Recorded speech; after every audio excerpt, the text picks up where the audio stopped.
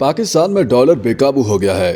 Dollar کی آئے روز بڑھتی قیمت جہاں ملک کے قرضے میں مزید اضافہ کر رہی ہے، وہیں پاکستانی کرنسی کی ساکھ بری طرح متاثر ہونے سے دیوالیہ ہونے کے خدشات بڑھ رہے ہیں۔ پاکستان کے زر مبادلہ کے ذخائر صرف 3.7 ارب ڈالر رہ گئے ہیں، جو ملکی درآمدی ضرورت کے صرف 3 ہفتے ہی بمشکل نکال سکتے ہیں۔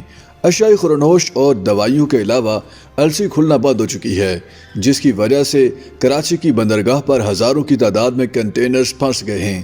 ان حالات میں سوال یہ پیدا ہوتا ہے کہ پاکستان دیوالیہ ہونے کے خطرے سے باہر کیسے نکل سکتا ہے، اور کون کون سے ممالک ہیں جو اس صورتحال سے باہر آئے ہیں اور انہوں نے اس کے لیے کیا کچھ کیا ہے۔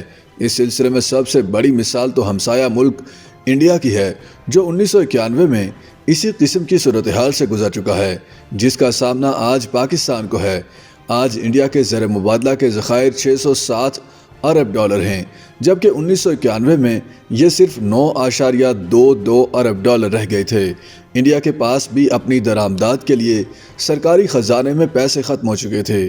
انڈیا کا بجٹ خسارہ اس کے جی ڈی پی کے 8% سے اوپر جا چکا تھا، جبکہ کرنٹ اکاؤنٹ خسارہ بھی جی ڈی پی کے 2.5% تھا۔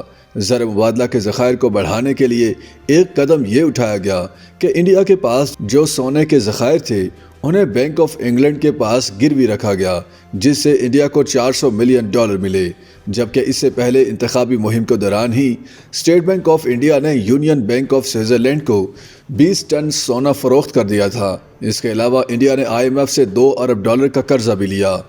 اس وقت بھارتی حکومت نے سب سے زیادہ توجہ برآمدات بڑھانے پر مرکوز کی اور اس مقصد کے لیے نئی تجارتی پالیسی کا اعلان بھی کیا، جس کے تحت لائسنس راج کا خاتمہ کر دیا گیا یا اسے بہت حد تک محدود کر دیا گیا، یعنی جو بندہ صنعت لگانا چاہے وہ سرمایہ لائے اور صنعت لگائے، اسے ہر قسم کے اجازت ناموں اور سرخ فیتے سے آزاد کر دیا گیا۔ اس کے ساتھ ہی غیر ضروری درآمدات پر پابندی لگا دی گئی اور ملکی سرمایہ کاروں کو کہا گیا کہ وہ یہ مصنوعات اپنے ملک میں پیدا کریں۔ ان کے لیے کسٹم ڈیوٹیوں اور دیگر ٹیکسوں میں چھوٹ دی گئی۔ نئی حکومت نے پہلے سال کے بجٹ میں ہی ملک کے لیے نئی صنعتی پالیسی متعارف کروائی، جو گیم چینجر ثابت ہوئی۔ غیر ملکی سرمایہ کاری کی اس حد تک حوصلہ افزائی کی گئی کہ پہلے انڈیا میں کسی بھی منصوبے میں غیر ملکی سرمایہ کاری کی منظوری کی حد 40% تھی، جسے بڑھا کر 51% کیا گیا۔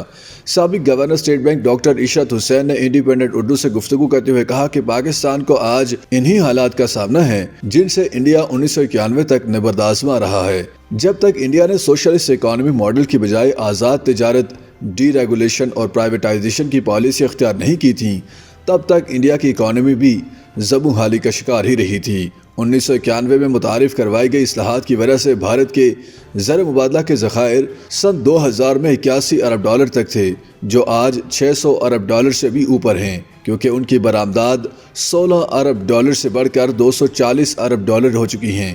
ڈاکٹر عشرت حسین کے مطابق 3.2 ٹریلین ڈالر کے حجم کے ساتھ انڈیا آج دنیا کی چھٹی بڑی معیشت بن چکی ہے اور اس کی فی کس آمدنی 2500 ڈالر تک پہنچ چکی ہے، جو اس کی آزادی کے وقت سے 30 گنا زائد ہے۔ اسی طرح انڈیا کی زرعی پیداوار، جو کہ 1950 میں صرف 50 ملین ٹن تھیں، آج وہ 316 ملین ٹن تک پہنچ چکی ہیں۔ انڈیا کی گاڑیوں، فارماسیوٹیکلز، ٹیکسٹائل، صنعتی مشینری میں ہونے والی پیداوار اگلے 5 سالوں میں 1 ٹریلین ڈالر کی حد کو عبور کرنے کی پیش گوئی کی گئی ہے۔ انڈیا میں کاروبار عروج پر ہونے کی ایک وجہ وہاں پر بڑھتے ہوئے ارب پتی افراد کی تعداد کو بھی قرار دیا جاتا ہے، جن کی تعداد سن 2010 میں 55 تھی اور آج یہ 140 ہے۔ انڈیا میں بڑھتے ہوئے کاروباری مواقع سے فائدہ اٹھانے کے لیے دنیا کی 500 بڑی کمپنیوں میں سے تقریباً تمام ہی انڈیا میں داخل ہو چکی ہیں، جو مقامی انڈین کمپنیوں سے مل کر جوائنٹ وینچرز کر رہی ہیں۔